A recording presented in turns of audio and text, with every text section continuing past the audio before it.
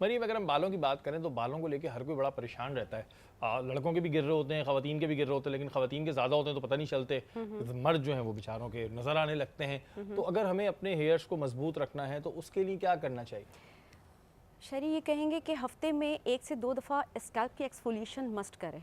ठीक है, क्योंकि आपका आउटडोर है, क्योंकि बेसिकली जो मेल्स हैं ना उनके स्कैल्प पे सेबेशियस ग्लैंड्स जो है वो ओवर एक्टिव होते हैं। ठीक है, मोस्टली आपने देखा होगा जितना आप आउटडोर होते हैं उतना स्कैल्प आपका फ्रीक्वेंटली ग्रीजी होता है, ऑयल आ रहा होता है। तो उस ऑयल को क्लीन करना, ठीक है, उसको बहुत ज़रूरी है। आप हफ्ते में 1 से 2 दफ़ा मॉइस्चराइजिंग शैम्पूज़ तो आप यूज़ करते हैं रेगुलर, बट एक्सफोलिएटिंग शैम्पूज़ जिसे आप प्योरीफाइंग कह सकते हैं, डिटॉक्सीफाइंग शैम्पूज़ होते हैं। हर ब्रांड मतलब उसमें या तो डिटॉक्सीफाइंग के नाम से होगा या प्योरीफाइंग के नाम से होगा, जैसे आप एंटी डैंड्रफ शैम्पूज़ भी कह सकते हैं। तो 1 से 2 दफ़ा आप मस्ट यूज़ करें।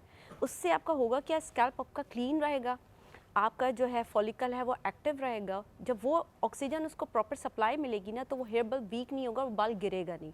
होता ये कि grease and dirt and oil की वजह से ना आपका हेयर फॉलिकल जो है वीक हो जाता है, और वो एक टाइम ऐसा आता है कि आपका बाल गिरना शुरू हो जाता है। अच्छा, ये कोई अफवाह है या हकीकत है कि जी शैम्पू रोज़ नहीं करना चाहिए, शैम्पू रोज़ करने से बाल गिर जाते हैं? ये हकीकत है या अफवाह है? डिपेंड, अगेन अगर किसी का डेली उसका जॉब है कि उसको आउटडोर जाना है, जैसे वो मोटर बाइक्स पे या जिस तरह लेट्स सपोज ये जिस तरह के लोग होते हैं या डिलीवरी मैन या बाइकिया पे, अगर उनका इतना एक्सपोजर है कि वो उनका डेली धुआं है, डर्ट है, ग्रीस है, तो डेली शैम्पू जिसमें सल्फेट होता है, बेसिकली शैम्पू में क्या है, सल्फेट है, ठीक है, जो एक क्लेंजिंग एजेंट है, तो उसको अगर आप माइल्ड फॉर्म में भी करते हैं, मसला क्या है कि हमारे यहाँ की आवाम क्या करती है, सीधा शैम्पू जो है बॉटल से उंडेला और सीधा स्कैल्प पे आपके क्राउन एरिया पे यूज़ किया। हाँ। और ज़्यादातर पर क्राउन एरिया से बाल गायब होना शुरू हो जाते हैं क्योंकि आप ओवर एक्सफोलिएटिंग भी कर देते हैं। ठीक है, शैम्पू को हमेशा जो है डाइल्यूट करें पानी के साथ, ठीक है, अच्छे से इसको डाइल्यूट करके फिर आप यूज़ करें from the nap area, right, पीछे से आपने आगे आना है।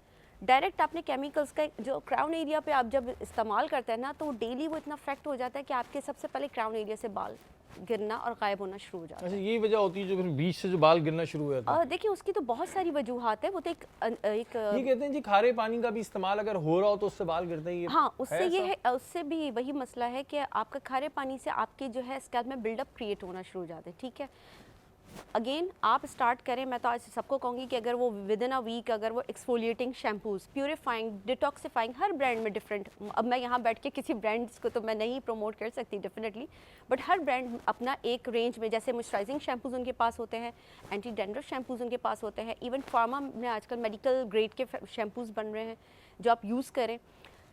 एटलीस्ट अगर आपको लगता है कि आप आउटडोर, आप लेट सपोज आप हैं, ठीक है, आपका डेली आउटडोर नहीं है, आप एक एसी के एनवायरनमेंट में इंडोर आप सारा दिन काम करते हैं, तो आप अगर एक दिन छोड़ के भी अल्टरनेटिव डेज पे भी आप शैम्पू यूज़ करते हैं तो इट्स ओके।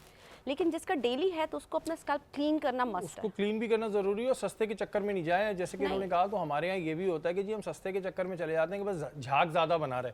हमारे यहाँ तो कुछ चीजें कॉमन हुई ना जी, झाग ज्यादा बन रहा है, रंगोरा हो गया तो बस ठीक नहीं, है, झाग का और भी वो इशू होता है। कोयले से दांतों को रगड़ लो तो इससे भी जो है बस हमारे दांतों की वो क्लीनिंग हो गई। तो इन तमाम चीज़ों को छोड़ें, जो एक्चुअल चीज़ है उस पर काम करने की यहाँ पर बहुत ज़रूरत है।